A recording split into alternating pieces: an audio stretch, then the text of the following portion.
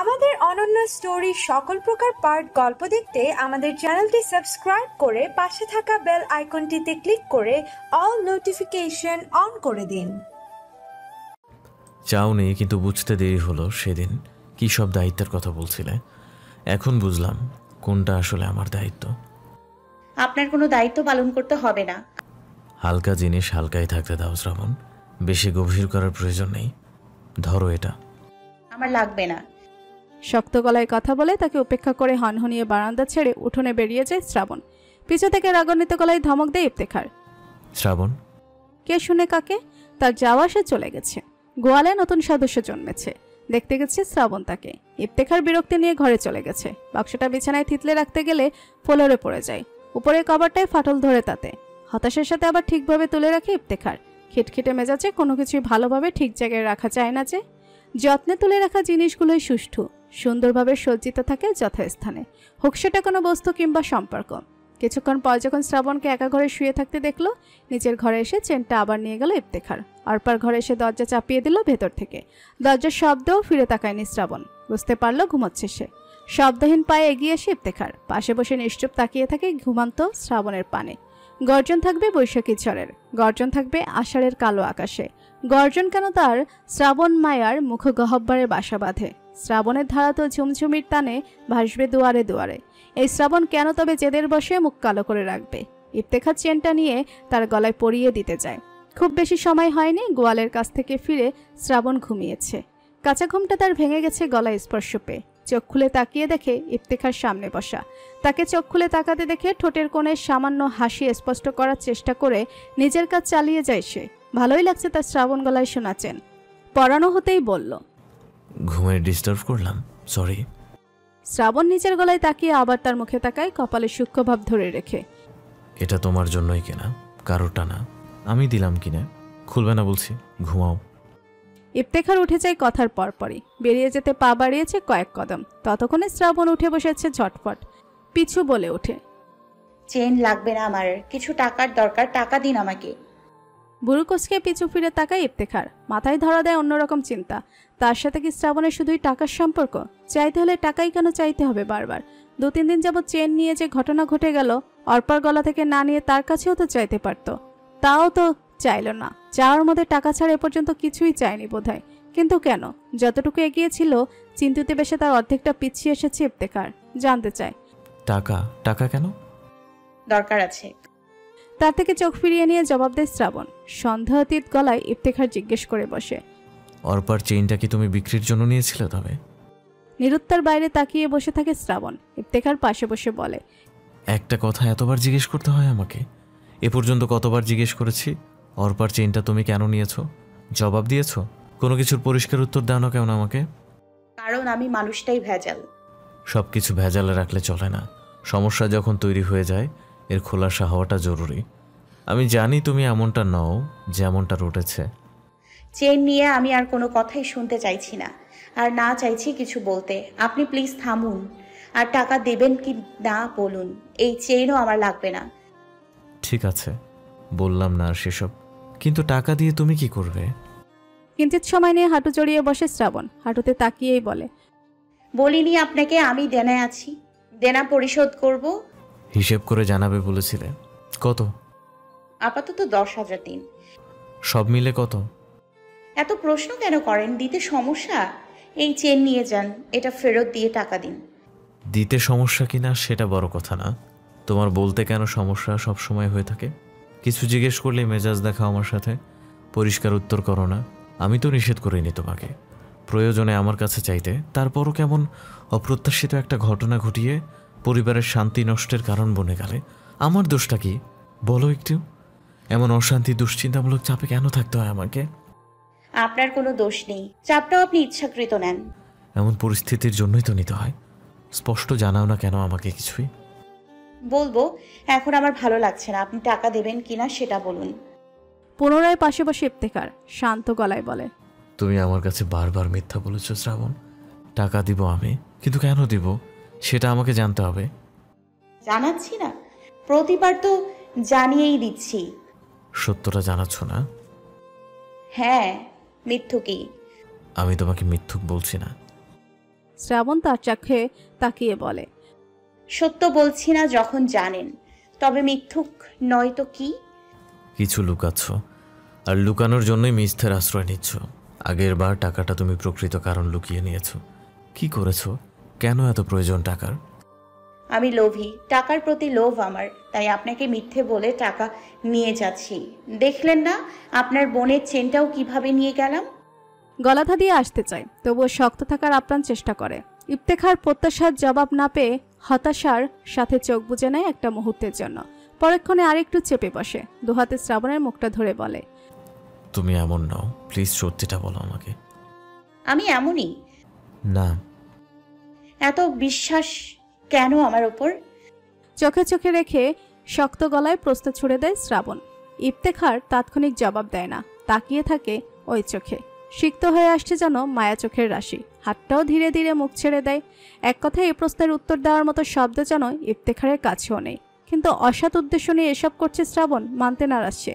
নিজের চোখের ভেজা ভাব উপলব্ধি করতেই চোখ নামিয়ে নিয়েছে শ্রাবণ। ইফতেখার এতক্ষণে উত্তর দেয়, জানি না। শ্রাবণও গলা নরম রেখে জিজ্ঞেস করে, আমি আপনাকে ঠকিয়ে গেলে আপনার কষ্ট হবে না? যে আমার কষ্ট নিয়ে ভাবতে পারে সে কখনোই ঠকাবে না। চোখ টলমল হয়ে আসে শ্রাবণের। নত চোখের দুফোঁটা বৃষ্টি পড়ে যায় কোলে। ইফতেখার চোখ সরায় না তার দিক থেকে। হতাশিত গলায় জানতে চায়, তুমি কি বলবেই না? নিজেকে স্বাভাবিক রাখতে কম্পিত শ্বাস নেয় শ্রাবণ। বলে, কাল আমি এক জায়গায় যাব, আপনি যাবেন সাথে, কিছু টাকা নেবেন। কোথায়? গেলেই তো দেখবেন। ঠিক আছে। সর্দি কমেছে তোমার? ওষুধ লাগবে? না, কমে গেছে। আগামীকালের অপেক্ষা নিয়ে চলে গেল ইফতেখার। জিজ্ঞাসা করলো না অতিরিক্ত কিছুই। সন্ধ্যায় মাগরিবের নামাজ পড়ে বাবা ছেলে একত্রে বের হয় মসজিদ থেকে। ইফতেখারকে ডেকে আফজাল হোসেন একত্রে বাড়ির দিকে হাঁটতে হাঁটতে বলেন, ব্যাংকে নাকি গেছস? হ্যাঁ, গিয়েছিলাম। কে? লোন তুলতে। লোন? লোন কে? শ্রাবণের জন্য চেইনই কিনেছি। লোন উঠে তোর চেইন কিনা লাগবো? আপনার কাছে তো আগেই বলেছিলাম আব্বা, কিছু কাজ অপরিহার্য হয়ে যায়। আপনি যখন মানা করলেন, ভিন্ন ব্যবস্থা তো করতেই হবে কোনো একটা। ছেলের জবাবে অসন্তুষ্ট হলেন আফজাল হোসেন। একটু বেশি বাড়াবাড়ি মনে করলেন ব্যাপারটা। অতঃপর বললেন, তোর মাই তো সাত ছিল, নিলি না কে? মায়েরটা নিব কেন? মায়েরটা দেওয়ার হলে সেদিন দিতে পারলো না, যেদিন এই ঘটনা ঘটিয়েছে। এত রটিয়ে রটিয়ে এখন কেন চেইন দিবেন তিনি? কথা ঠিকই বলেছে। আর এজন্য একটা ধমকও দিয়েছিল সেদিন পারভিনকে, যেদিন ইফতেখারকে টাকার জন্য নিষেধ করলো। তাই তো অনিচ্ছা সত্ত্বেও ছেলেকে ডেকে চেন দিতে গেলেন পারভিন। আর এর শুরুর দিন তো শ্রাবণের অপমানের উপরই খেপেছিলেন। নয়তো সেদিনই যদি পারভিন একটা চেন দিয়ে দিত, ব্যাপার এত মন্দভাবে গড়াতো না। আফজাল হোসেন একটু গম্ভীর হয়ে থাকেন। ইফতেখারের লোন নেওয়াটা তিনি পছন্দ করেননি। যদি জানতেন চেনের জন্য লোন পর্যন্ত নিয়ে ফেলতে চাইবে, তবে তখনই টাকা দিয়ে দিত। সে তো নিষেধ করে একটু খরচ চাপাতে চাইছিল মাত্র। তার জিদ্দি ছেলে ঝড়ের মতো বেরিয়ে গেছে ঘর ছেড়ে। কিন্তু গম্ভীর মুখেই বলেন, কত তুলছস? 3 লাখ। চেইনের জন্য 3 লাখ টাকা তুই লোন উঠাতে গেলি কে? চেইন না, শুধু প্রয়োজন আছে। ভেবে নিয়েছি ব্যবসা শুরু করব শীঘ্রই। কথা বলছি মালামাল নিয়ে। কিসের ব্যবসা?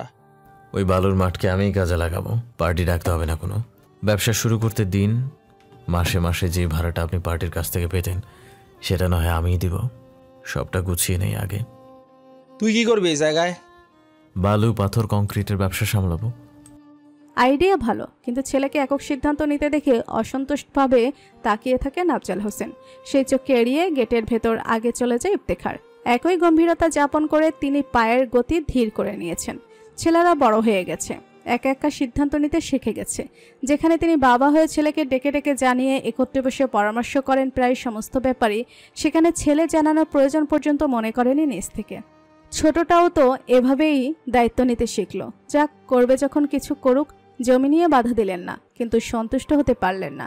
ব্যথাটা ঠিকই জমাট বাঁধল বুকে। শ্রাবণের গলায় চেন দেখে সকালে পরে ফিসফিস করে, ভাবি, আপনি জিতছেন কইলাম। জিতছেন? সাবাস। এমন রাগই তো করা দরকার। আপনার সাহসটাও কিন্তু আমার ভাল লাগছে। কেমনে আরেকজনের গলায় চেন খুললা নিজের গলায় দিয়া সামনে সামনেই হাঁটতেছিলেন? লুকিয়ে নেওয়া তো চোরের কাজ, আমি কি চোর? না না, তাই তো কই, সাহসী মাইয়া। কি যে ভাল লাগে আপনারে।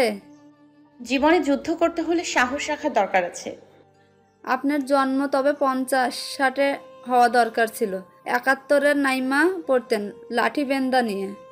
শ্রাবণ মৃদু হেসে বলে, লাঠি বেদায় কাজ হতো না, রাইফেল লাগতো। আপনি হেডাও চালাইতে পারবেন, কোনো সন্দেহ নাই। প্রশংসা করে কাজে চলে যায় পরি। এদিকে ইফতেখারের অপেক্ষা করছিল শ্রাবণ। দেখা পেতেই বলল, আপনাকে না এক জায়গায় নিয়ে যাব বললাম। কখন যাবে? এখনই যেতে হবে, নয়তো জ্যামে পড়লে ফিরতে রাত হয়ে যাবে। আজ তো একটু কাজ পড়ে গেছে আমার, আগামীকাল যাই। তবে আমার টাকা দিন, আমার যেতে হবে আজই। ইফতেখার একটু চিন্তিত হয় দোটানায়। ব্যবসায় শুরু করার জন্য মালামাল নিয়ে যে লোকটার সাথে কথা হচ্ছিল আজ তার সাথে দেখা করার কথা। উপস্থিত থেকে একটু দেখে, বুঝে আসতো পুঁজির ব্যাপার স্যাপার। সে শ্রাবণকে বলল, ঢাকা যাচ্ছ তো? হুম। তুমি ঠিকানাটা আমাকে দিয়ে যাও, কাজ সেরে দুপুরের দিকে না হয় আমি সরাসরি সেখানে চলে যাব, টাকাও আমি নিয়ে আসবো। আচ্ছা, যাত্রাবাড়ি গিয়ে আমাকে কল দিলেই হবে। তোমার ফোন তো বন্ধ পাওয়া যায়। সমস্যা নেই, আমি আপনাকে কল দিব। ইফতেখার তাকে কিছু খুচরা টাকা দিয়ে যায় ভাড়ার জন্য। তাড়াহুড়ো করে না গিয়ে নাস্তা করে যেতে বলে, অথচ এদিকে সে নিজেই তাড়াহুড়োয় নাস্তা করে মোটরসাইকেল নিয়ে ছুটেছে।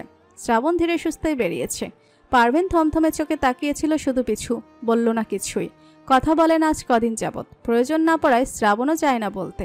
ঘন্টা 2 সময় নিয়ে গন্তব্যে পৌঁছে শ্রাবণ। ফাতিহার জ্বর কমলেও দুরারোগ্য ব্যাধি হানা দিয়েছে তীব্রতার। কদিন পরপরই এই অসুস্থতা গাঢ় হয়ে আসে। চিকিৎসা চলে। পরম দয়ালু রহমতে আবার একটু সুস্থ হয়ে ওঠেন, আবারও অবস্থার অবনতি হয়। গত 2 দিন যাবৎ তার দুরবস্থা জানাচ্ছে শিখা। শ্রাবণ তাই দেখতে চলে আসে। ইফতেখারের মনে সন্দেহ পুরোপুরি গেঁথেছে উপলব্ধি করতে পারলে তাকেও জানানোর প্রয়োজন মনে করে, তাই আসতেও বলে। রিক্সা থেকে নেমে শ্রাবণ স্বপ্ননিকেতনে প্রবেশ করে। সাথে সাথে আবার বেরিয়ে আসে কিছু ফলমূল নেওয়ার জন্য। ফলের দোকানের দিকে এগোতে গেলেই গেটের কাছাকাছি খালিদ ভাইয়ের সামনে পড়ে যায়। খালিদ যেন কিছু অপ্রস্তুত হয়ে গেল তার নজরে পড়ে। শ্রাবণ এগিয়ে যায়। আরে খালিদ ভাই, যে আপনি এখানে? এমনি আইছিলাম কাজে। এমনি আবার কাজে? আবার কোনো কাজে নয় তো? না, আমারই কাজে। তুমি এনে কে? আমি এসেছি বেড়াতে। তোমার বাপের বাড়ি এদিকে? কেন, বাপের বাড়ি ছাড়া আর কোথাও বেড়াতে আসা যায় না? যাইবো না কে? ঠোঁটের ধারে কিঞ্চিত হাসি এঁটে শ্রাবণ বলে, আমার বাপের বাড়ি দেখার খুব আগ্রহ যেন আপনার। আপনি আমায় ফলো করছিলেন না তো আবার? তোমারে ফলো করবো কে? তা তো আমারও কথা, তবে মনে হলো আর কি। যাই হোক, আপনার কাজটা কি এখানেই? না। থমথমে মুখে হন হন পায়ে হেঁটে চলে যায় খালিদ। শ্রাবণ মুখ টিপে হেসে ফলের দোকানে যায়। কিছু আঙুর ও কমলা নিয়ে সে স্বপ্ননিকেতনে আসে। দেখা করে ফাতিয়ার সাথে। অসুস্থ ফাতিয়া তাকে দেখেই কান্না করে। কাপা হাতে শ্রাবণের হাত আঁকড়ে ধরে বলতে থাকে, বাঁচবে না সে। অসময়ে শ্রাবণের ধারা বয়, শ্রাবণ ফুরিয়ে গেলেও যথাসাধ্য সান্ত্বনা দিয়ে ফাতিয়ার সেবায় মগ্ন থাকতে চায় সে। আজ তার প্রিয় ম্যাম আছে এখানে। সেবায় বিরতি নিয়ে তার সাথেও দেখা করে আসে শ্রাবণ। পুনরায় ফাতিয়ার কাছে ফিরতে ইফতেখারের কল আসে। যাত্রাবাড়ি পৌঁছেই কল দিয়েছে সে। স্বপ্ননিকেতনের ঠিকানা জানিয়ে দিলে কিছুক্ষণের মধ্যে হাজির হয় ইফতেখার। তাকে রিসিভ করতে বাইরে যায় শ্রাবণ। দেখা পেতে ইফতেখার জানতে চায়, বৃদ্ধাশ্রমে তোমার কি? এখানে আমি এক সময় চাকরি করতাম। ও, কিন্তু কিন্তু জানাতেই আপনাকে এসছি। আসুন, সব কিন্তুই জানাবো। ইফতেখারকে আর বলতে না দিয়ে সাথে নিয়ে যায় ভেতরে। হাজির হয় ফাতিয়ার সামনে। ফাতিয়ার হাতে কমলা লেবুর 1 খণ্ড নিয়ে বসে আছেন। তাদের দেখেই তাকিয়ে থাকেন অচেনা ইফতেখারের মুখে। পরিচয় করিয়ে দিতে ইফতেখারের উদ্দেশ্যে শ্রাবণ বলে, ইনি আমার আম্মা। ওনাকে দেখার জন্যই আমি এখানে এসেছি। আপনাকেও দেখা করতে ডেকেছি। ইফতেখার একটু বিব্রত হয় তার কেমন আম্মা তা না জানে। অধিকাংশ নিশ্চয়তা তার জন্মদাত্রী নন। চেহারায় তো মিল নেই, তার উপর তার আম্মা কেন বৃদ্ধাশ্রমে থাকতে যাবে? এমনি কোনোভাবে ডাকে ভেবে নিয়েছে। সামনে উপস্থিত থাকায় শ্রাবণকে প্রশ্ন করে নিশ্চিত হতে পারে না। পরিচিত হওয়ার সাপেক্ষে সংশয় থেকে সে ফাতিয়াকে জিজ্ঞেস করে, কেমন আছেন আপনি? ফাতিয়া ভাবুক বেশে নিষ্পলক তাকিয়ে থেকে হালকা করে মাথা নাড়ে যে সে ভালো আছে, অথচ চেহারাতে স্পষ্ট সে খুবই অসুস্থ। তার জিজ্ঞাসার ভিত্তিতে এদিকে শ্রাবণ বলে, একটা সম্বোধন তো সাথে করতেই পারেন। আমার যেহেতু আম্মা, আপনিও আম্মা ডাকতে পারেন। কথার সাথে শ্রাবণের ঠোঁট কার্নিশে যেমন হাসি স্পষ্ট হয়েছে, ইফতেখারও সৌজন্যতা হেসে আবার বলে, আপনি সত্যি ভালো আছেন আম্মা? আপনাকে দেখে মনে হচ্ছে না যে ভালো আছেন। শ্রাবণের মুখের হাসি এবার সন্তুষ্টির সাথে প্রস্ফুটিত হয়। মায়াময় দৃষ্টিতে তাকায় ফাতিহার মুখে। তাদের দুষ্টমিতে এবার ফাতিহাও মুখে হাসি ফোটানোর চেষ্টা করেন। কথা বলতে চেষ্টা করেন কাপা গলায়, এই বয়সে আর ভালো থাকা? শ্রাবণ ইফতেখারকে প্লাস্টিকের টুল এগিয়ে দিয়ে নিচে বসে ফাতিহার কাছে। ফাতিহার প্রত্যুত্তর করে, বয়স কিন্তু তেমন হয়নি আম্মা, মনের দিক থেকে আপনি দুর্বল হয়ে পড়েছেন। ফাতিহা বিড়বিড়িয়ে জিজ্ঞেস করে, কে এইটা? কেন, আমার সুখের নাগর, যার কাছে আমাকে সুখের রানী হয়ে থাকতে বলতেন। মুখটা যেন মলিন হয়ে আসে ফাতিহার। ব্যথিত চোখে তাকায় ইফতেখারের দিকে। ইফতেখার অস্বস্তিতে পড়ে যায় তার দৃষ্টিভঙ্গি দেখে। ফাতিহা কাঁপানো গলায় জিজ্ঞেস করে, তুমি ভালোই আছো? বাড়ির সবাই? আরও একটু নিশ্চুপ তাকিয়ে থাকে ফাতিহা। চোখ ভিজে আসে তার। আঁচল টেনে আঙুল টিপে চোখের ভেজা ভাব দূর করে। পরক্ষণে চোখে মায়া বেঁধে আবার তাকে একটু দূরত্বে বসে থাকে এই যুবকের মুখে। বলে, এইটা কিন্তু আমার মাইয়া, অনেক ভালো মাইয়া। এত যত্নশীল মাইয়া শয়ে একটা পাবা, দেখে রাখো। জি, দোয়া করবেন। হ করি, অনেক সুখে থাকো তোমরা, কোনো অসুখী ছায়া না পড়ুক তোমাকে সুখের উপর। বলতে বলতে নিজের হাতটা তুলে নেন শ্রাবণের মাথায়। শ্রাবণ কমলার খোসা ছাড়িয়ে নিতে নিতে মুচকি হাসে তার কথার সৌজন্যতায়। ইফতেখারকে জিজ্ঞেস করে খাবে কিনা। মাথা দুদিকে নেড়ে নিষেধ করে সে। আশেপাশে তাকিয়ে দেখে আরও লোকজনের দিকে। একই রুমে 3-4 জনের থাকার ব্যবস্থা। কেউ আসছে, কেউ যাচ্ছে, বাইরে হাঁটাহাঁটি করছে, কেউ দরজার বাইরে ফাঁকা জায়গায় মেঝেতে বসে গল্প করছে। এক এক লোকের এক এক রকম বেশ, এক এক রুচির অধিকারী। কিন্তু দুঃখের দিক থেকে এখানে সবাই সমদুঃখী, অবহেলিত দুনিয়ার নির্হারা পাখি। ইফতেখার দেখতে থাকে এক একটা পাখিকে। কিছুটা সময় এখানে বসে থেকে বিদায় নেয় শ্রাবণ। ফাতিহা বিদায় দিতে গিয়ে ইফতেখারের কাছে ডাকেন। ইফতেখার তার ইচ্ছায় এগিয়ে যায়। তাকে নিচু হতে বলে মাথায় হাত রাখেন ফাতিহা। চোখের পানি গালে গড়ায় সাথে সাথে। মাথায় হাত বুলিয়ে আপন মনে দোয়া করে দেন তিনি। ইফতেখার মৃদু হেসে নিজেও তার মাথায় হাত রেখে আশ্বাস দিয়ে আসে তিনি সুস্থ হয়ে উঠবেন শীঘ্রই, ঠিকমতো যেন খাওয়া দাওয়া করে। শ্রাবণ সন্তুষ্ট চিত্তে পাশে দাঁড়িয়ে থেকে তাদের প্রত্যক্ষতা করে। এরপর রুম থেকে বেরিয়ে শিখাকে খোঁজে। ইফতেখারকে জিজ্ঞেস করে, টাকা এনেছেন? জবাব দিয়ে সাথে সাথে সে ওয়ালেট থেকে টাকা বের করে শ্রাবণের হাতে দেয়। শ্রাবণ জানতে চায়, কত? যত বলেছ। পুনরায় গুনে নেয় টাকা। শিখাকে পেয়ে যেতেই 10,000 টাকা সে শিখার হাতে তুলে দেয় ইফতেখারের সামনে। আপু, এটা রাখো, আমার জন্য খরচ করবে। উনি যা খেতে চায় বা পেতে চায় এইটুকুর সাধ্যে তা করবে। জি। সালাম দিয়ে শিখা জিজ্ঞেস করে ইফতেখারকে কেমন আছে। ইফতেখার সৌজন্যতার সাথে জবাব দেয় তার। অতঃপর বিদায় নিয়ে বেরিয়ে আসে। বের হতে হতে ইফতেখার জিজ্ঞেস করে, তিনি তোমার কেমন আম্মা? এই দেয়ালের ভেতরে এই আম্মা আমার খুবই প্রিয় একজন ব্যক্তি, খুবই আপন একজন মানুষ মনে হয় ওনার মুখটা দেখলে। কিছু কিছু মায়ার সুতো বিনা সম্পর্কেই টেনে নেয় মনকে। তিনিও মেয়ের সম্পর্কে আমাকে টেনে নিয়েছেন। এই নারীর জন্য আমার কষ্ট হয় ভীষণ, জানেন। কর্মরত অবস্থায় প্রায় প্রত্যেক ব্যক্তির পরিবারের সাক্ষাতে গিয়ে পরিত্যাজ্য ফুলগুলোকে পরিগ্রহণের জন্য আবদার করতে পেরেছি আমরা। শুধুমাত্র এই মানুষটার নির্দিষ্ট একটা পরিবারের সন্ধানই পাইনি পরিবার থেকে 2জন লোক ডেকে আনতে, তার ব্যথাতুর জীবনের প্রত্যক্ষতা দেখাতে। এখানে আমার কর্মজীবনের প্রথম মেহমানই ছিলেন তিনি, আমার কুড়িয়ে আনা প্রথম ফুল। এমন আরো কত ফুল আমরা কুড়িয়ে এনেছি কোনো বাড়ি কিংবা পথের ধার থেকে। আশ্রয় দিতে চেয়েছি স্বপ্ন নিকেতনের ছাদের নিচে। কত জীবনের কত ডায়েরির সাথে পরিচিত হয়েছি, কিন্তু ওনার ডায়েরিটা একটু অন্যরকম, একটু আলাদা তার এই জীবনযাত্রা। এবং তার এই জীবনের যাত্রা শুরুটা আপনাদের এলাকাতেই। শ্রাবণের মুখের দিকে তাকায় ইফতেখার। শ্রাবণ মৃদু হাসির সাথে পলক ফেলে বলে, ওনার জন্যই বিশেষ উদ্দেশ্য নিয়ে আমার ওই গ্রামে যাওয়া। এমনি এক অ্যাম্বুলেন্স আসে ভবনের সামনে। তার একপাশে চেপে ভবন থেকে বেরিয়ে আসে। ইফতেখার জিজ্ঞেস করে, কোথায় যাবে এখন? যাব বাসায়, তবে আপনার কিন্তুর জবাব দেয়া বাকি। চলুন এদিকে একটু হাঁটি। ফুচকা খাবে? অন্য একদিন, আজ উপভোগ করার মুড নেই। আশ্রমের এক অংশে এখানকার সদস্যদের হাঁটাহাঁটিও বসে গল্প করার জন্য সুব্যবস্থা রাখা আছে। সেদিক পথেই হাঁটতে থাকে শ্রাবণ। ইফতেখারকে বলে, আপনাদের পরিবারের মতোই 2 ভাইয়ের একমাত্র বোন ছিলেন এই আম্মা। ওনার জমি জমা এখনো আছে ভাইদের দখলে। ওনাকে তো আমি কখনোই দেখিনি মনে হচ্ছে। কোন দিকে ওনার বাড়িটা? বলছি। আর আপনি হয়তো কখনোই দেখেননি তাকে, হয়তো বা আপনার জন্মেরও আগে ওনার গ্রাম ছাড়া। এর কারণ হচ্ছে কিশোরী বয়সে তিনি একটা ভুল করেছেন, আর ভুলটা হচ্ছে মূলত প্রেম। তিনি এক যুবকের প্রেমে পড়েছিলেন, স্থায়ীও ছিল মোটামুটি অনেক দিন। পরিবারের দিক থেকেও জানাজানি হয়, এই যেমন আমাদের তোতা পাখি আর কান্তা, এমনই কিছু চলছিল তাদের পরিবারেও। হুট করে একদিন তারা পালিয়ে বিয়ে করে নেয়। সবকিছু গ্রামে ফেলে রেখে শুধু ওই যুবকের হাতটা ধরে তিনি গ্রাম ছেড়ে চলে আসেন শহরে। ওনার স্বামী রাজনৈতিক দলে যুক্ত ছিলেন, শহরে চেনা জানা ছিল অনেক। বউ নিয়ে থাকার কোনো একটা ব্যবস্থা তিনি করে নিয়েছেন। পরিবার থেকে দূরে একক সংসার সাজিয়ে নেয়ার সিদ্ধান্তে উপনীত হয়েছেন নিজেদের ইচ্ছায়। আম্মা ভয় পেতেন তার বাবা ভাইয়েরা না এসে আবার তাকে মারধর করে, ধরে নিয়ে যায়। যেহেতু বাড়ি থাকতেই খুব মার খেয়েছিলেন, এবার তো পালিয়েই এসছেন, তাই প্রাণ হারানোর ভয়ই তাকে পেয়ে বসছে। ধীরে ধীরে এই ভয় কাটতে থাকে ঠিকই, কিন্তু ওনার স্বামীর যেই সম্বলটুকু সাথে নিয়ে এসছিলেন তাতে তাদের খুব বেশি দিন চলেনি। ইনিয়ে বিনিয়ে মাসখানিক মাত্র কাটে, এরপর অভাব হয়ে যায় নিত্যসঙ্গী। লোকটার মাথা ঠিক নেই, বাকি চলবে কিভাবে? স্ত্রী জিজ্ঞেস করে সাথে কিছু এনেছিল কিনা।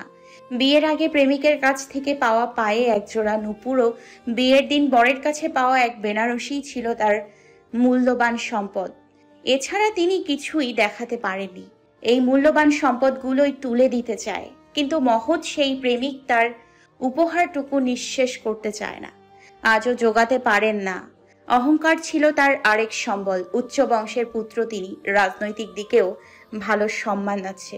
যেমন তেমন কাজ তো আর করতে পারেন না, চলার মতো ভালো কিছু খুঁজছিলেন, অথচ ঘরে পড়া শুকনো হাড়ি তিনি কাজ খোঁজেন, মনের মতো পান না। স্ত্রী কিছু পরামর্শ দিতে গেলে মাথায় নেন না, ধমক দিয়ে সরিয়ে রাখেন। বাধ্য হয়ে স্ত্রী বেরিয়ে পড়ে কিছু একটা করতে। অন্যের বাড়িতে ভৃত্যের কাজ ছাড়া যেন আর কোনো অফার পাচ্ছিলেন না, কিন্তু ভৃত্যের কাজ তো তিনি করতে পারবেন না, কোনো স্বামীর সম্মান ধুয়ে যাবে। তবে তেমন যোগ্যতা না থাকায় দেহের বলে কোনো দোকানে কিংবা কারখানায় নিম্ন পদের কাজই খুঁজতে থাকেন। স্বামীর পছন্দসই যেন মানিয়ে চলা যায় কোনো মতে। তবুও ওনার এই চেষ্টার উপরেই স্বামী নারাজ। অথচ দেখুন, তিনি কিন্তু স্ত্রীর খাবারের যোগানটুকুই দিতে পারছিলেন না। তার এক কথা, সে বাইরে কেন যাবে? কারণস্বরূপ পেটের ক্ষুধার তাড়নায় কষ্ট করলেও ছোট বড় ঝগড়া বেঁধে যেত। আবারও তিনি রাজনৈতিক দলের লোক, কথা মাথা এমনিতেই গরম থাকতো। দোষারোপ করতো আম্মাকে যে তার জন্যই তিনি সম্ভ্রান্ত পরিবার ছেড়ে চলে এসছেন। আম্মা চুপ থাকতেন, তবে বসে থাকেননি। কোনো একটা ব্যবস্থার জন্য নিরুপায় হয়েই বের হতেন। ঝগড়াঝাঁটি, মনোমালিন্য, তারপর তাকে দুশ্চরিত্রার অপবাদ দিয়ে সাজানো সংসার ফেলে চলে যায় স্বামী। তিনি চাকরি নয়, যেন টাকাওয়ালা পুরুষ খুঁজতে বেরিয়ে যান। একজন নারীর মূল সত্তায় আঘাত করে যান এই সুমহান পুরুষ। চরিত্রের চেয়ে বড় কিছু থাকে মানুষের? অপরিচিত এক শহরে একা হয়ে যান এই নারী। চলে যাওয়ার সময়ও ধরে রাখতে পারেননি। যোগাযোগ করতে গিয়ে নতুন সংসার করার খবর পেয়ে শখের পুরুষও অন্যের হয়ে যায়। তিনি ব্যথায় কাতরাতে থাকেন নিঃস্ব ভুবনে। তবুও অপেক্ষার হাল ছাড়েন না। ভাবেন সংসার করলেও কখনো তাকে মনে পড়বে।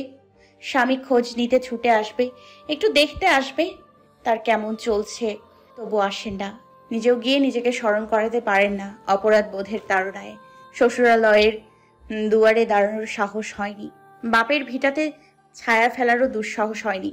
তবে নিজের আহার ব্যবস্থাটুকু করে নিয়েছিলেন গার্মেন্টসের শ্রমিক হয়ে। অপেক্ষায় অপেক্ষায় বছরের পর বছর কাটিয়েছেন। স্বামী ফিরবে, বাসা ভাড়া দিতে পারছিল না, তাই প্রায় বছরটা কাটিয়ে সেই বাসা পরিবর্তন করে একই এরিয়ায় নিম্নমানের বাসা খুঁজে নিয়েছে। এরপরেও এদিকে কিছুদিন ওদিকে করে এই শহরে আশ্রয়েই বছরগুলো কাটিয়েছে। এদিক ওদিক করতে করতে রাস্তায় পর্যন্ত নেমে গেছে, কারণ দেহের কর্মক্ষমতা হারিয়ে গেছে ততদিনে। অসুস্থ হলে ঔষধের ব্যবস্থা করতে পারেনি। 2 বেলা খাওয়ার অনিয়ম তো হয়েছেই, পথে নেমেও আহার জোগাতে অক্ষম। চাইতেও পারেনি, খেতেও পারেনি। সুযোগ হলে খেয়েছে, না হয় অনাহারেই কাটিয়েছে।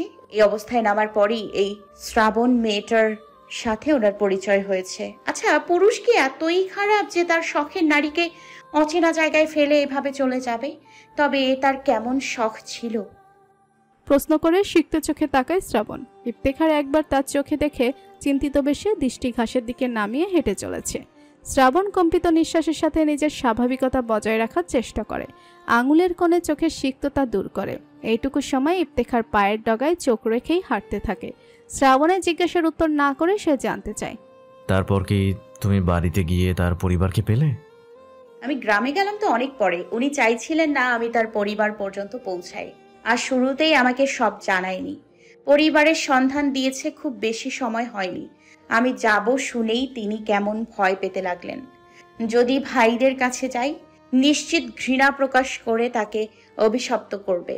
পালিয়ে ঘৃণ অপরাধী তো করেছেন, বাবা ভাইদের দুর্নাম করে এসেছেন। আর যদি স্বামীর কাছে যাই রেগে যাবেন, হয়তোবা তার সুখের সংসারে বাধা সৃষ্টি করায় ক্ষেপে আসবেন, তার উপর ক্রোধ নিংড়াতে। না হয় অস্বীকার করবেন, অধিকার দেয়ার হলে তো থেকেই যেতেন, অপবাদ দিতেন না, বঞ্চিত করতেন না তার সুখ রাজ্য থেকে। তিনি ফেরার হলে কি আর ফেলে রেখে চলে গেছে?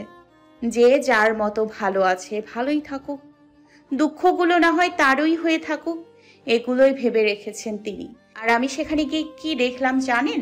মহান সেই পুরুষটি সত্যি সুখে আছেন, ভুলে আছেন। বাবা তো নেই, ভাইয়েরাও ভুলে আছে। জমি জমা নিজেদের ভোগে বন্টন করে নিয়েছেন।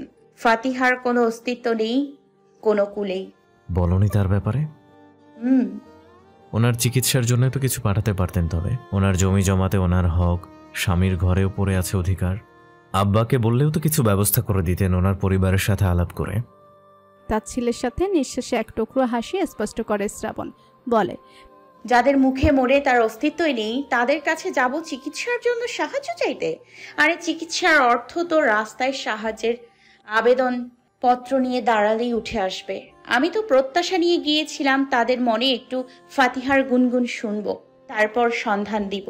তারা অন্তত শেষকালে তার সম্মুখে দাঁড়াতে ছুটে আসবেন, নির্ভয় দিয়ে এক টুকরো হাসি ঝরাতে চাইবেন। বিরতি নিয়ে হতাশার সাথে কম্পিত নিঃশ্বাস ছাড়ে শ্রাবণ। পরক্ষণেই বলে, চিকিৎসা এই প্রতিষ্ঠানই করাচ্ছে, বিভিন্ন উৎসের সহযোগিতায় প্রতিটি সদস্যদের। আমার ফুসফুস ক্যান্সার, আবার শ্বাসকষ্ট, কোমরের হাড় কিঞ্চিত ক্ষয়। ঔষধের উপর নিয়ন্ত্রণে আছেন। লাইফ ড্যামেজের পথে। আল্লাহই ভালো জানেন কার জোর কত দূর। আর লাইফটা ড্যামেজ করার সেই মানুষটাকে আন্দাজ করতে পারছেন? তিনি আপনাদের এলাকার বর্তমান চেয়ারম্যান জনাব আফজল হোসেন। বিস্ময়ের সাথে তাৎক্ষণিক ঘাড় ঘুরিয়ে শ্রাবণের চোখে কঠিন দৃষ্টিতে তাকায় ইফতেখার। শ্রাবণ অদম্যভাবে পরপরই বলে, আপনার অকল্পনীয় সত্য। আমার শ্বশুর মশাই ছিলেন সেই মহান যুবক। ফাতিহা নামক ভদ্র মহিলাকে আমি আগে খালাম্মা ডাকতাম, এখন কিছুদিন যাবৎ আম্মা ডাকি আপনার জন্য। আপনার আম্মাকে যে সম্পর্কে আম্মা ডাকা, ওনাকে একই সম্পর্কে আম্মা ডাকি। মাথা নষ্ট তোমার? কার সম্পর্কে কি বলছো? জেনে বলছো? যার সম্পর্কে আপনার এমন সব ধারণা অকল্পনীয়, অন্ধবিশ্বাস স্থির, তার সম্পর্কেই বলছি। আমি স্বল্প জেনেই চেয়ারম্যানের পুত্রবধূ হতে চাইনি। আর চেয়ারম্যানের পুত্রবধূ হওয়ার আমি চেয়ারম্যান বাড়িতে এখন অবধি বিশেষ কোনো উপহার না পেলেও সেই পরিবারের এই সদস্য আমায় তার মূল্যবান সম্পদ উপহার দিয়েছেন। ওই বেনারসি, ওই নূপুর জোড়া তার যত্নে তুলে রাখা বহুদিনের স্মৃতি।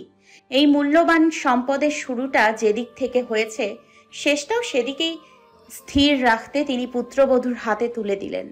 আপনার পরিচয় জেনে ওনার রিয়াকশনটা কেমন হয়েছে লক্ষ্য করেছিলেন? ইফতেখারের চোখের স্তব্ধতা যেন কাটতে চাইছে না। নিষ্পলক অসহায়তার ন্যায় সে তাকিয়েই আছে শ্রাবণের দিকে। শ্রাবণের ব্যথা অনুভব হয় তার এই প্রতিক্রিয়ায়। সে গলার স্বর স্বাভাবিক রাখার চেষ্টা করে বলে যায়, আপনার বিশ্বাস করতে কষ্ট হবে জানি, কিন্তু এই সত্যটা আপনার বাবার অতি পরিচিত সত্য। সেদিন আমাকে বেনারসি পড়তে দেখে বাড়ির প্রায় সবার মুখেই আমার সৌন্দর্যের প্রশংসা চলছিল, আপনার মুখেও। কিন্তু আপনার আব্বা আমাকে দেখে আমার প্রশংসা না করে কি বলেছিলেন জানেন? শাড়ি চিনে উঠতে ওনার বোধহয় এক মুহূর্ত সময় লাগেনি। গম্ভীর মুখে তিনি আমাকে জিজ্ঞেস করেছেন, ফাতিহা কোথায়? আমি তার কে হই চিন্তা করুন একবার। সবকিছু ওনার স্পষ্ট মনে আছে, কিন্তু বঞ্চিত অধিকার যে তার প্রাপ্য সেটা বোধহয় ভুলেই বসে আছেন। তিনি চেয়ারম্যান। এই শহরের রাস্তাঘাট কিংবা যোগাযোগ পন্থা ওনার অজানা নয় কোনোটাই।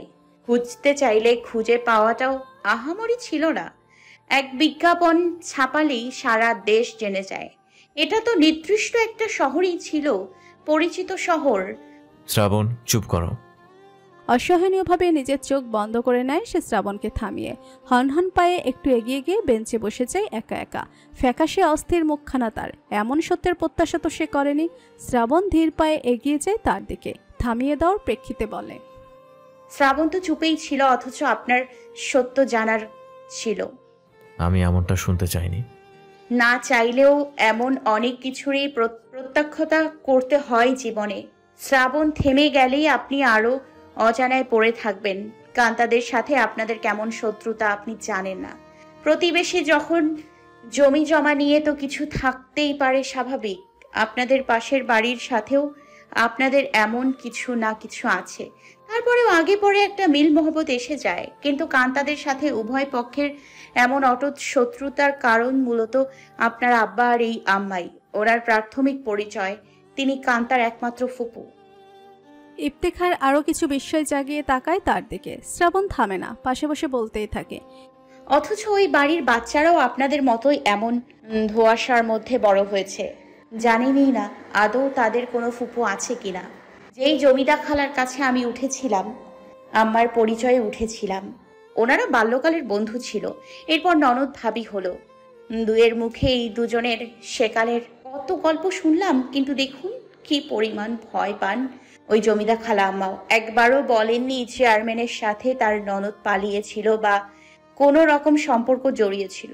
আমি যখন পরিচয় দিয়ে বললাম তার সই নতুন জায়গায় নতুন সংসারে আছেন, তিনিও নিশ্চিন্তে তাদের সুদিনের গল্পগুলো আমাকে শুনিয়ে গেছেন।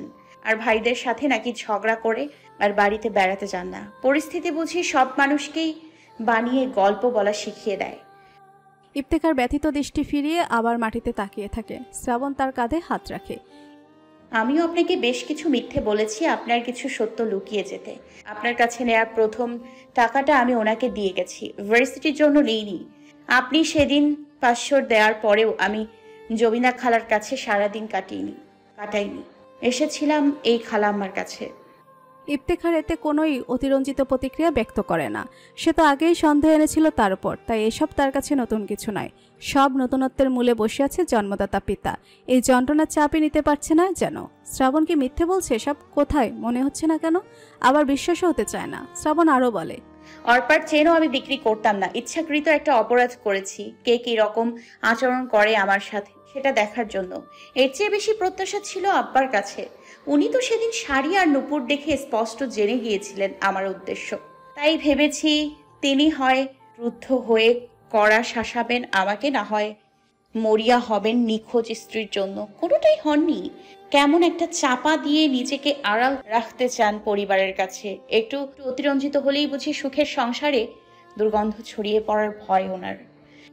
ইফতেখার নিস্তব্ধতার সাথে স্থির তাকিয়ে থাকে মাটিতে। শ্রাবণ তার মুখাবয়বে ব্যথাহত রাশি দেখতে পায়। কাঁধ থেকে হাত নামিয়ে নেয়, তার মুখটাও ভার হয়ে আছে।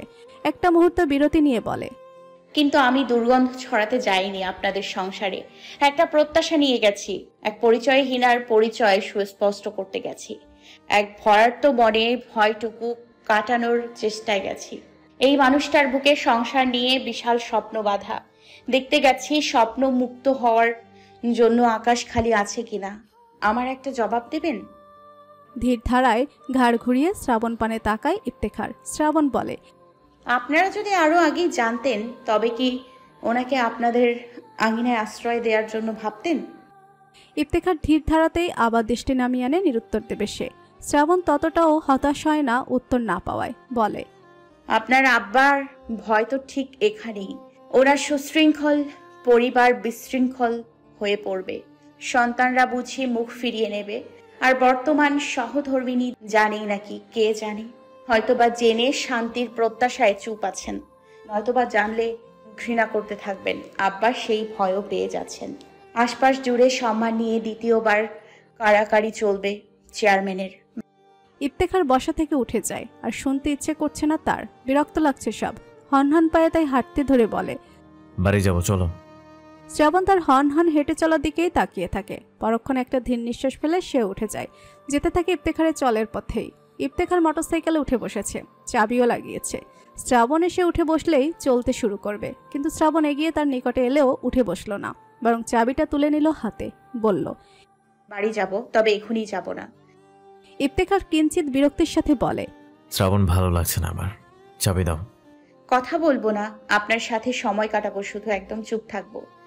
সময় নষ্ট করার কোনোই প্রয়োজন নেই, বাড়ি যেতে হবে সন্ধ্যা নামার আগে। সন্ধ্যা নেমে আসুক, তবুও মাথা গরম রেখে মোটরসাইকেল চালানোর কোনো প্রয়োজন নেই। আমি সাবধানে চালিয়ে যাব। আপনাকে আমি বিশ্বাস করি, আপনি নিজের আগে আমার খেয়াল রাখবেন, কিন্তু পরিস্থিতিকে বিশ্বাস করি না। আপনি এখন পরিস্থিতি চালক, নিজের সাবধান থাকতে চাইলেও পরিস্থিতি হয়তো দেবে না। নেমে আসুন, প্রাণের ভয় আছে আমার, আমি বসতে পারবো না এমন চালকের পিছু। ইফতেখার হতাশাগ্রস্ত চোখে তাকায়। শ্রাবণ চোখের পলকে আবার ইশারা করে তাকে নেমে আসতে, নিজেও সরে যেতে থাকে গেটের বাইরে। ইফতেখার বাধ্য হয় নামতে, শ্রাবণের সাথে যায়। শ্রাবণ ধীরগতিতে হাঁটে আশ্রমের দেয়াল ঘেঁষা ফুটপাতে। অল্প পরিসরে কিছু পথকেই গন্তব্য হিসেবে চিহ্নিত করে নিয়েছে। সময় কাটানোর জন্য ধীর পায়ে যাবে, আবার একই ধীরতায় ফিরে আসবে। এই ধীরতার সঙ্গী হয়ে রয়েছে ইফতেখার। প্যান্টের পকেটে দুহাত গুজে রেখে সামনে দৃষ্টি গেঁথে চিন্তিত বেশে হেঁটে চলেছে সে। শ্রাবণ নিশ্চুপই আছে, বলেছে কথা বলবে না, তো বলবেই না। কিছুটা এগিয়ে ইফতেখারই জিজ্ঞেস করে, উনি কি যাবেন? নিয়ে গেলে? শ্রাবণ মুখে মৃদু হাসি ফুটিয়ে তাকায় একবার ইফতেখারের মুখে, বলে, জানি না, তবে আশা ছেড়ে দিয়ে বসে আছেন। আর ওনার যে অবস্থা, প্রতিনিয়ত ডক্টর দেখাতে হচ্ছে। সুস্থ হওয়ার কোনো সম্ভাবনা প্রকাশ করেননি? না, ক্যান্সার মানুষকে তিলে তিলে শেষ করে। আবার কখনো কখনো ভিন্ন কিছুও দেখা যায় সৃষ্টিকর্তার নিয়ামতে, তবে এমন গল্প খুব কমই জানে। ইফতেখার নিশ্চুপ হাঁটতে থাকে আবারও। শ্রাবণ নিজ থেকেই বলে, উনি আপনাদের খোঁজ খবর রাখতে দারুণ আগ্রহ বোধ করেন। আমাকে দেখলেই আপনাদের ভাই বোনদের সম্পর্কে জানতে চান। আমার সাথে আপনাদের আচরণ কেমন যাচ্ছে, আমি সেখানে ভালো আছি কিনা, সবার সাথে মানিয়ে নিতে পারছি কিনা, এসব গল্পে জমে ওঠেন। যে ভিটায় ওনার রাঙা চরণ ধুলো ওড়েনি, সেই ভিটায় যেন আমি ধুলো উড়িয়ে যাই, এমনটা সবসময় বলে দেন যখনই আসি কিংবা ফোনে কথা বলি। ওনার ফোন আছে? না, শিখা আপুর সাথে কথা বললে ওনার সাথেও বলা হয়। ইফতেখার আবারও চুপ থাকে। দোকান থেকে এক বোতল পানি নিয়ে 2 ঢোক গিলে গলা ভিজিয়ে তোলে। শ্রাবণকে জিজ্ঞেস করে, কিছু খাবে? দুদিকে মাথা নাড়ে শ্রাবণ। পানির বিল দিয়ে বোতল হাতে বেরিয়ে আসে সে।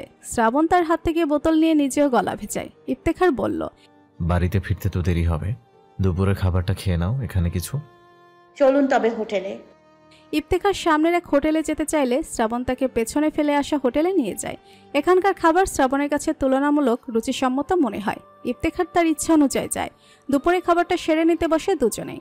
এইটুকু সময় ফাতিহাকে জানার চাপটা ইফতেখারের মাথায় হালকা করতে শ্রাবণ নিজের গল্প শুরু করে দেয়। কিভাবে তার এই চাকরিতে নিযুক্ত হয়, এর আগে কি করত, কোথায় পড়াশোনা করত, এদিকে রাস্তাঘাটে চলাচলে তার কোন কোন জায়গাগুলো অভ্যস্ততার আওতায়, এসবই জানাতে থাকে। এই হোটেলও তার অভ্যস্ততার এক অংশ। পরপরই আবার আশ্রমে ফিরে এসে এবার মোটরসাইকেলে যাত্রা করে বাড়ির দিকে। আজ পুত্র এবং পুত্রবধূকে একত্রেই বাড়ি ফিরতে দেখে পারভিন কারো কাছে কিছু বললেন না শ্রাবণের বাড়ি না থাকা নিয়ে। ছেলেকেও জিজ্ঞেস করেননি কোথায় গিয়েছিল। গোমরা মুখবেশে নিজের মধ্যেই একরকম ক্রোধ চাপিয়ে রাখলেন। শ্রাবণ নিতান্তই তার অপছন্দের হয়ে উঠছে। বিরক্ত হয়ে পড়েন চেহারা দেখলেই। ছেলের বউ নিয়ে তো এমন প্রত্যাশা ছিল না তার। শ্রাবণও কিছু বলেনি, নিজের মতো ঘরে বাইরে প্রয়োজনে আসা যাওয়া করছে। ইফতেখারের মুখটা থমথমে। ঘরে এসে পোশাক বদলালো, হাত মুখ ধুয়ে নিল। কোথাও যাওয়ার ইচ্ছা না থাকায় কপালের উপর হাতের পিঠ রেখে নিশ্চুপ শুয়ে রইল। মাথায় একরকম বোঝা চেপে আছে। ভাবনার কুলকিনারা পাচ্ছে না খুঁজে। সত্য কি ঠিক সত্য না মিথ্যা? সত্যি এমন অকল্পনীয় কেন হতে হবে? কান্তাদের বাড়ির সাথে নিজেদের বাড়ির বিপরীত সম্পর্ক নিয়েও ভেবে যাচ্ছে খুব। মাও তো তাদের দেখতে পারে না। তবে কি উনি জানেন সব, নাকি কোনোভাবেই অজানায় পড়ে আছে ওনারও, নাকি জেনে শুনে এসেছিল? আর যদি তা না হয়, আব্বা তো এই মায়ের সাথেও অবিচার করলো, দুজন নারীকে ধোকার আড়ালে রাখলো। শ্রাবণ যা জানালো সব ঠিক তো, নাকি জন্মদাতা পিতাকে যেমনটা জানতো তাই ঠিক? মাগরিবের নামাজে দাঁড়িয়ে এই পরীর হই হুল্লোড় শুনছিল বাইরে।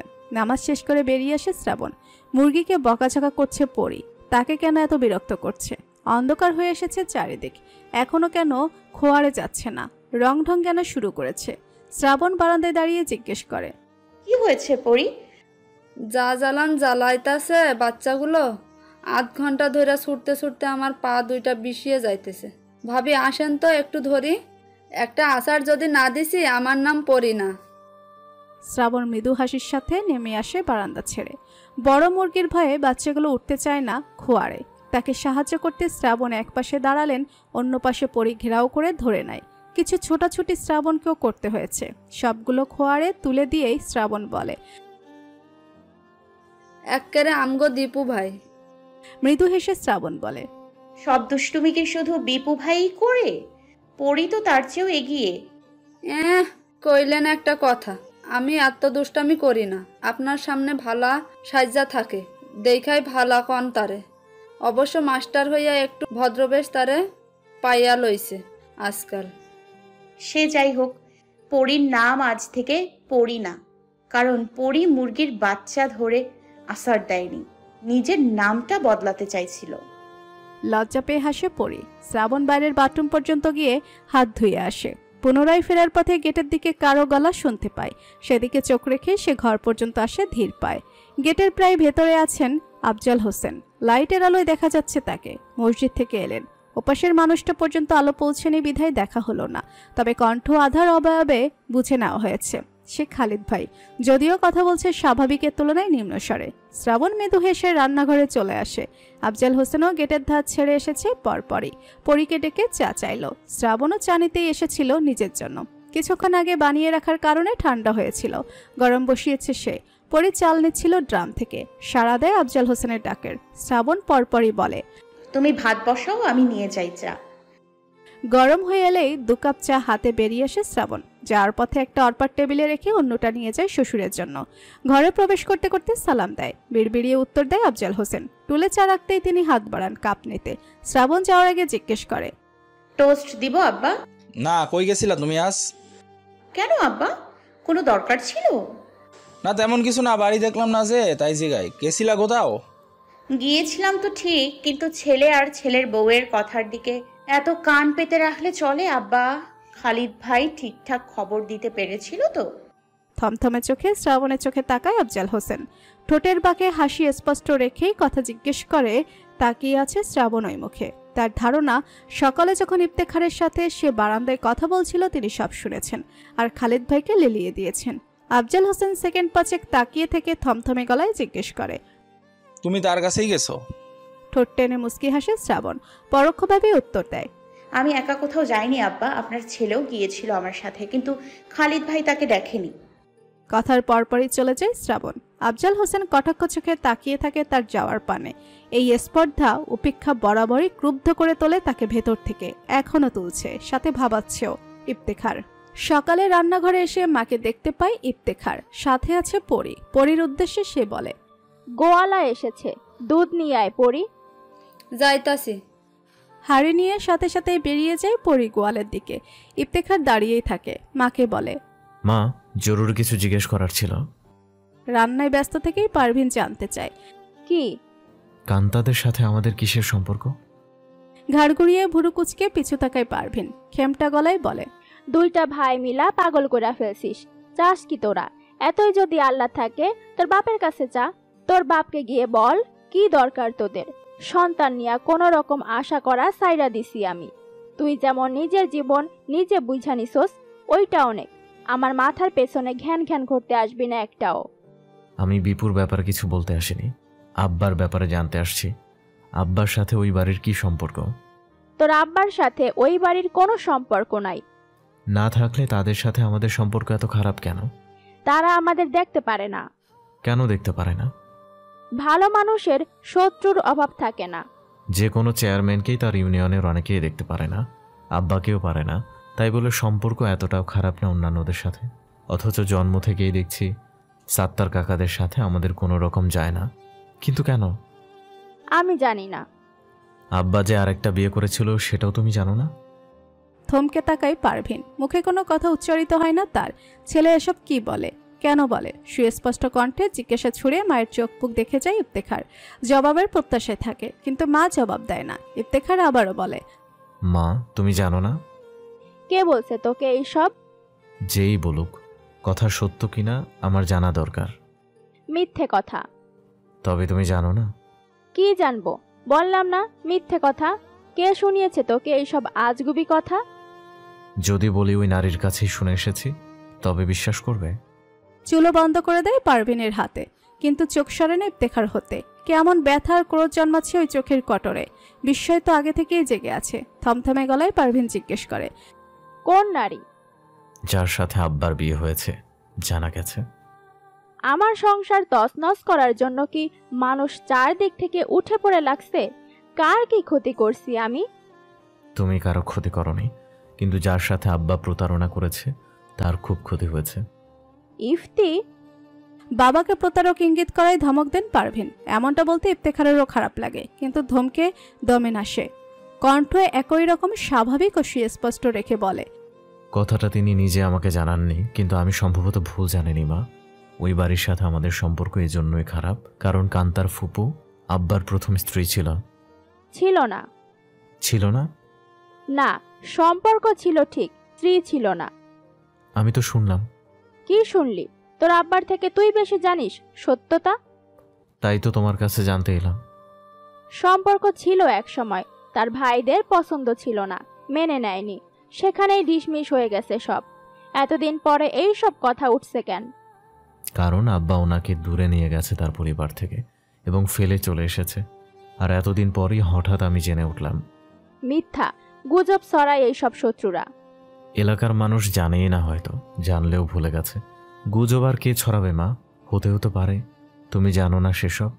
ইফতি, কথা বাড়াস না, যা সত্য জানালাম, আর এই সবে কান দিস না। কান না হয় নাই দিলাম, চোখের সামনে দেখে আসা একটা দুর্দশাগ্রস্ত নারীকেও দেখবো না মা, যাকে অধিকার বঞ্চিত করা হলো একটা সম্পর্ক থেকে? একটা কথা কয়বার বলতে হয়? বললাম না উনি বিয়ে করেননি। বিশ্বাস করতে এত আপত্তি কিসের তোর? তবে তো তুইই ভালো জানোস, আমার কাছে জিজ্ঞেস করার কি দরকার ছিল? নিশ্চিত হতে জিজ্ঞেস করছি যে তুমি কতটা জানো। নিজের পিতার সম্পর্কে এত লুকানো সত্য নিশ্চয়ই কোনো সন্তানেরই প্রত্যাশার নয়। এমন কিছু শুনতেও প্রত্যাশা রাখে না কোনো সন্তান। কেন? মানুষের বিয়ের আগে পছন্দ থাকতে পারে না কাউকে? তুই বিয়ে করিসনি নিজে পছন্দ করে? পছন্দ করলেই সে প্রতারক হয়ে যায়? পছন্দ করাটা কোনো সমস্যা না মা, একাধিক বিয়ে করেছে, তা জানাও আমার কোনো সমস্যা না। কিন্তু অধিকার বঞ্চিত করে কাউকে ঠকানোই বড় সমস্যার। এমন তো না যে বিয়ে করেছিল তারপর তালাক হয়ে গেছে। দুই পক্ষই দুই দিকে নিজেদের মতো করে ভালো আছে।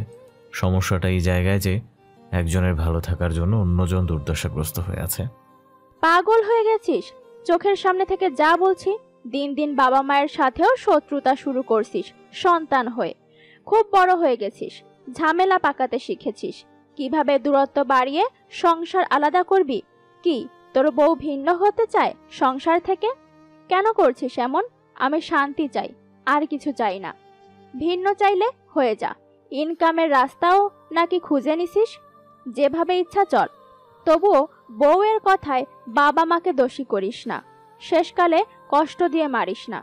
আমি চাই না আমার কোনো বাচ্চার ওপর অভিশাপ লাগুক। কথার সাথে কান্না জড়ো হচ্ছে চোখের কঠোরে ও কণ্ঠে। ইফতেখার তার মায়ের ভুলটা ভাঙাতে প্রত্যুত্তরে বলে, কথায় কথায় শ্রাবণকে টেনো না মা। কান্তাদের কিংবা আমাদের কোনো আপন আত্মীয় ছিল না, আর ছিল না শত্রু।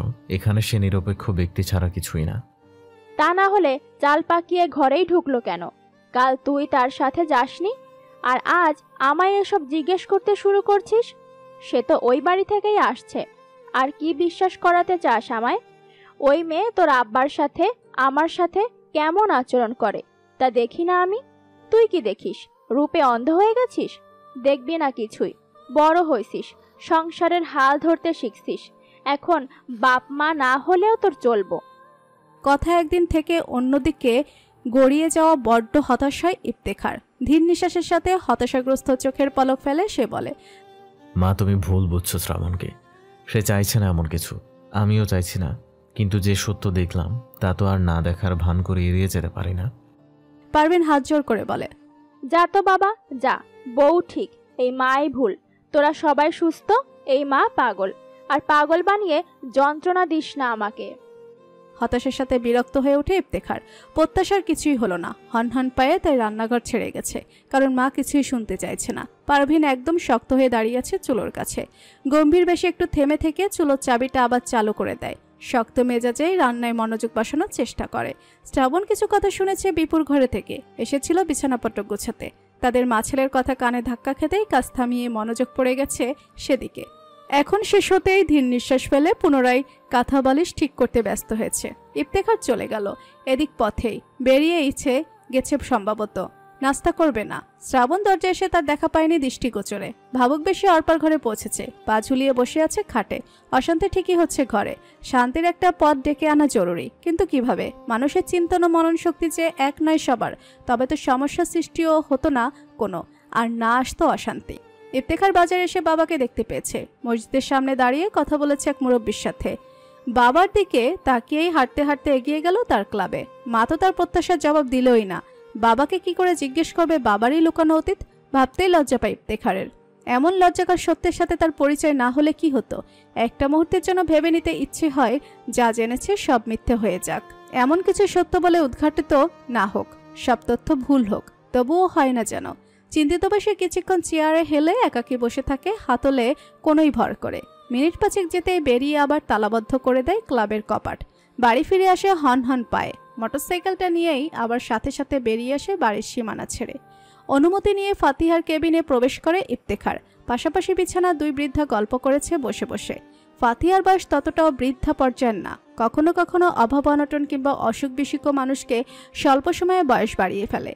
সংখ্যায় বছর কম হলেও তারা বার্ধক্যে নত হয়ে পড়ে। ইফতেখার ধীর পায়ে নিকটবর্তী হতেই ফাতিহার নজর পড়ে তার দিকে। বিস্মিত মুখে অপলক তাকিয়ে থাকে তার পানে। ইফতেখার সালাম দিয়ে ফলের প্যাকেটটা হাত থেকে রাখে বিছানার এক কোণে। অস্পষ্ট স্বরে সালামের জবাব দিয়েছে ফাতিহা। ইফতেখার নিজ দায়িত্বে টুল টেনে পাশে বসে জিজ্ঞেস করে, কেমন আছেন আম্মা? আম্মা ডাকে হৃদয় জুড়িয়ে যায় ফাতিহার। চোখটা ভিজে আসে হালকা করে। দরজার দিকে তাকিয়ে খোঁজে কাউকে, জবাব দেওয়া আর হয় না। ইফতেখার তার দৃষ্টিকে অনুসরণ করে পিছু ফিরে দেখে দরজায় প্রত্যাশার কেউ নেই, শূন্য ময়দান। পুনরায় তার মুখে তাকিয়ে বলে, শ্রাবণ আসেনি, আমি একাই এসেছি। আপনি কি গতকালের চেয়ে সুস্থ অনুভব করছেন? আঁচল টিপে চোখ মুছে ফাতিহা বলে, আমার আর ভালো থাকা। ইফতেখার পাশের রেখে ফলমূল দেখে বলে, ফল তো সবই আছে দেখা যায়, খাননি কিছুই। ভালো থাকবেন কি করে? মেয়ে খাইয়ে গেল, সেইটুকুতেই বসে থাকলে হবে? মুখে হাসি ফোটানোর চেষ্টা করে ফাতিহা বলে, আগেই সবই তো আছে, এগুলো আনতে গেছো কে অযথা? খাওয়ার জন্য এনেছি, খেতে হবে আপনাকে। নিছাতেই বাটিতে পানি ঢেলে কিছু আঙুর ধুয়ে দেয় ইফতেখার তাকে। আরও কিছু এগিয়ে নিয়ে দিয়ে আসে পাশের বিছানায় বসে থাকা বৃদ্ধাকেও। পুনরায় টুলে বসে ফাতিহাকে বলে, আমি একটু প্রয়োজনে আপনার কাছে এসেছি আম্মা, আমায় একটু সাহায্য করবেন? মুখে সজনের হাসি ফোটানোর চেষ্টা করে ফাতিহা। আমি এবার কি করতে পারবো তোমার জন্য? আমি কিছু জানতে এসেছি, আমায় হতাশ করবেন না। বুকের ভেতরটা একটু মোচড় দিয়ে ওঠে ফাতিহার। মুখে সজনের হাসিটুকু মলিন হয়ে যায় দুশ্চিন্তায়। কি জিজ্ঞেস করতে চায় সে? আবার সেই অতীতের খোলাসা? মেয়েটা বলে দিয়েছে বুঝি কিছু? কেন বলল? কেমন দুশ্চিন্তাগ্রস্ত চোখে তাকিয়ে থাকে সে ইফতেখারের দিকে। ইফতেখারও আন্দাজ করতে পারে তার মনের সন্দেহটুকু, তবুও তার জানতে হবে। সে আবারও বলে, আমায় হতাশ করবেন না আম্মা। শ্রাবণ আমায় অনেক কিছু জানিয়েছে, কিন্তু সবটা তাৎক্ষণিক বিশ্বাস টানতে পারে না আমার মাঝে। গত রাতে ঘুম হয়নি আমার। আপনি আমায় নিশ্চিত করুন যেন আজ রাত একটু ঘুমাতে পারি। আপনি কি সত্যিই আমার বড় আম্মা? ফাতিহা চোখ সরিয়ে নেয় তার থেকে। উত্তর দিতে একদমই অনিচ্ছুক। কেন মেয়েটা এমন করলো? তাকে তো নিষেধ করেছিল সব বলতে। নাছরবান্দা মেয়ে শুনল তাকে। ইফতেখার জবাবের প্রত্যাশায় তাকিয়ে থাকে। পরক্ষণে আবার বলে, চুপ থেকে আমায় হতাশ করবেন না আম্মা। আপনি আমায় সত্যিটা বলুন, যেন কিছুটা হলেও ঠিক আসে। কেউ না, আমি তোমার কেউ না। দুহাত মাথা দুদিকে নাড়াতে থাকে ব্যথাতুর কণ্ঠে অনাগ্রহ প্রকাশ করে করে। ইফতেখার হতাশায় কম্পিত একটা হাত তার দুহাতের মুঠোয় ধরে। আমি আপনাকে আম্মা ডেকেছি না, কেন তবে ছেলেকে উপেক্ষা করবেন? শ্রাবণকে আপনি উপেক্ষা করতে পেরেছিলেন, আমাকেও করবেন না। আমার জবাবগুলো দেন। আপনাকে আব্বা সত্যি করেই গ্রাম থেকে নিয়ে এসেছিল? চোখের পাতা বন্ধ করে কেঁদে ওঠে ফাতিহা।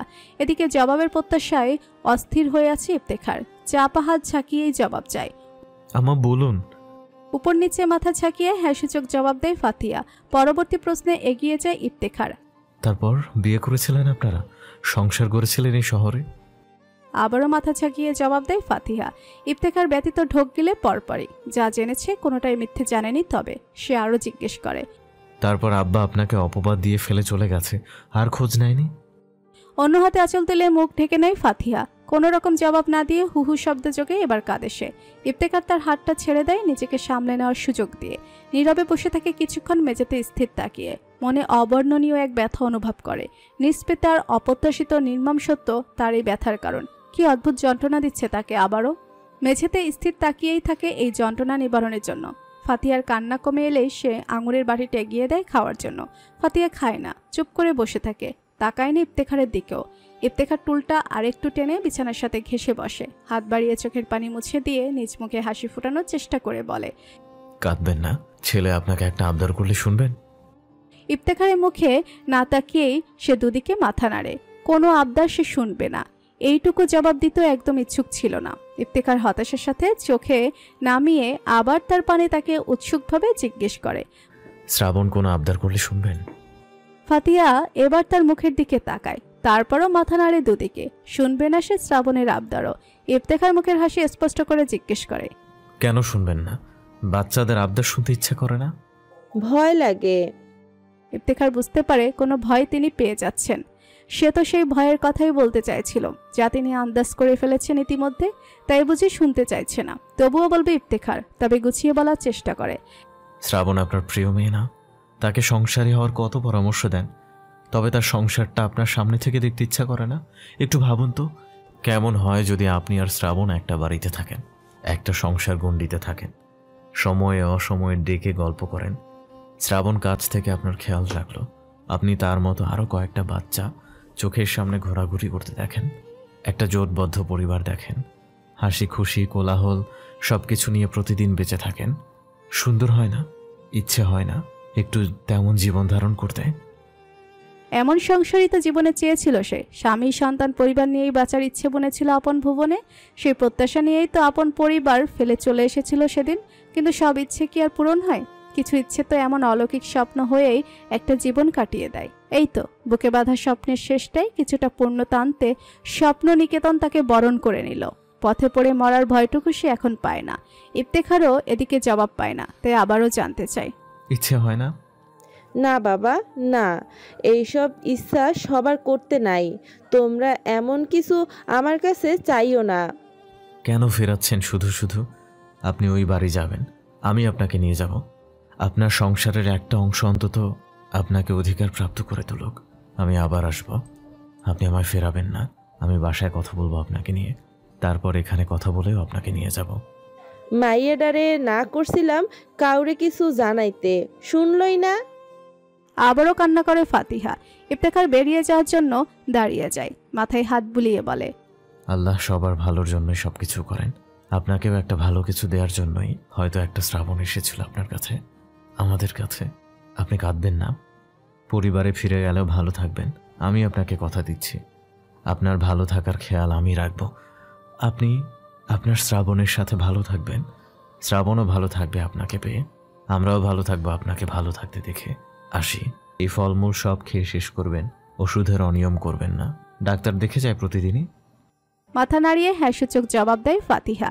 ইফতেখার বিদায় নিয়ে চলে আসে। পরপরই মোটরসাইকেলে চড়ে রওনা হয় বাড়ির দিকে। বড় ছেলে বাড়ি নেই, ছোট ছেলে স্কুলে, মেয়েও স্কুলে, তার উপর পরিটাও চলে গেছে বাপের বাড়ি। অনেকদিন হয় যায় না, 2-3 দিন কাটিয়ে আসতে চেয়েছে। আজ মিস্ত্রিরাও আসেনি। মেঝের সবটা আস্তর করা হয়ে গেছে। 3-4 দিন সময় নেবে তাতে পানি জমা রেখে, পরে রং মিস্ত্রির কাজ চলবে। দুপুরে চেয়ারম্যান বাড়ি খাকা করছে একরকম জনশূন্যতায়। শ্রাবণ নীরব হয়ে বসে আছে এক ঘরে প্রায় বন্দি অবস্থায়। আর এদিকে খুঁটিয়ে খুঁটিয়ে কাজ চালিয়ে যাচ্ছে পারভিন। তারও মুখ জুড়ে কোনো শব্দ নেই, একদম নিস্তব্ধ প্রায় পরিবেশ। আফজাল হোসেনও যে সকালে নাস্তার পরপর বেরিয়েছেন, এই এলেন মধ্য দুপুরে। গোসল সেরে নামাজে গেলেন। ফিরে এলে থমথমে মুখে খাবার দিলেন পারভিন। চুপচাপ খেয়ে গেলেন তিনি। পারভিন তাকে খাবার দিয়ে নামাজে দাঁড়িয়ে গেছেন। নামাজ শেষ হতে হতে এদিকে খাওয়া শেষ আফজাল হোসেনের।